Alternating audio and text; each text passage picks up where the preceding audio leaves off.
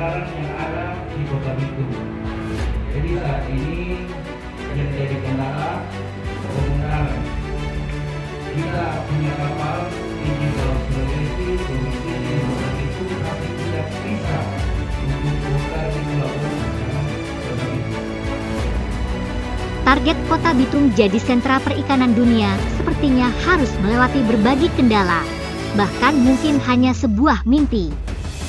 Pasalnya, sejumlah regulasi yang dikeluarkan pemerintah pusat terkait izin penangkapan diduga menyulitkan nelayan hingga pelaku usaha perikanan untuk melakukan penangkapan ikan di laut, termasuk moratorium Menteri Kelautan dan Perikanan.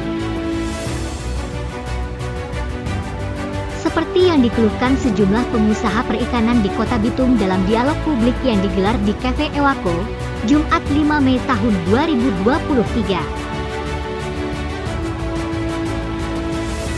Dalam diskusi yang mengangkat tema kembalikan kejayaan perikanan Kota Bitung, salah satu pelaku usaha perikanan, Randito Maringka mengungkapkan bahwa kebijakan penangkapan ikan terukur yang secara resmi mulai berlaku setelah disahkan oleh pemerintah Indonesia lewat Peraturan Pemerintah Nomor 11 Tahun 2023 terkait zonasi penangkapan, masih menjadi polemik, salah satunya terkait adalah pangkalan bongkar.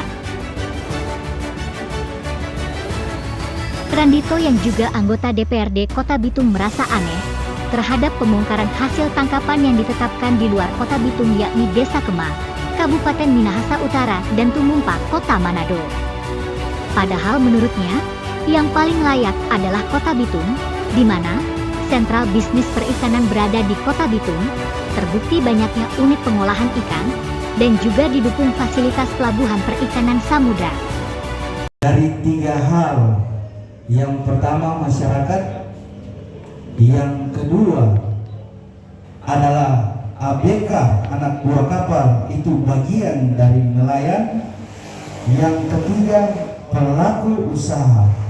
Yang jelas ketiga hal ini harus sinkron, harus sejalan, karena apabila kita mengikuti dengan aturan yang ada saat ini, begitu kita ambil izin dari Kementerian Izin Laut Sulawesi, kita orang harus bongkar di Kemah ataupun di Manado, di Tumumpa. Yang jelas pertama kita bahas masyarakat. Masyarakat itu pasti harus memenuhi DP kebutuhan. Karena apa sebab? Yang pasti dia mau beli ikan, ataupun dia beli ikan untuk makan, atau dia beli ikan untuk jual lagi. Dalam istilah itu tiba-tiba. Tapi orang berpikir lagi, karena apa? Jauh mau ke Manado. Ini tuh cerita Bitung dulu, ya kan? Itu yang pertama. Yang kedua terkait dengan nelayan bagian dari ABK. Nah, kalau ini nelayan dengan ABK orang Bitung kongso bongkar di Manado atau di Kemah, yang pertama ini kenyamanan dan keamanan di lokasi tersebut. Itu yang pertama. Baru yang kedua, orang juga pasti ada DP istilah goso-goso. Goso-goso itu berarti ikan makan untuk bawa ke rumah. Yang ketiga ini pelaku usaha, kalau dia rasa jenuh, dia pasti gulung tikar terkait ini aturan yang ada. Karena apa? Karena berpikir biaya operasional membengkak. Jadi tiga-tiga ini harus berkaitan, harus sinkron.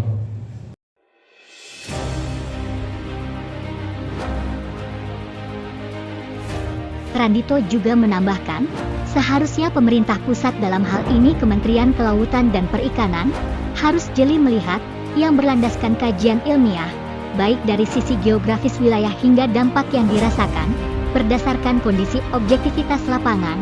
Di samping itu, dari segi jarak tentunya akan mengeluarkan biaya yang lebih besar untuk transportasinya. Dari Kota Bitung, Rainaldi Pratama melaporkan.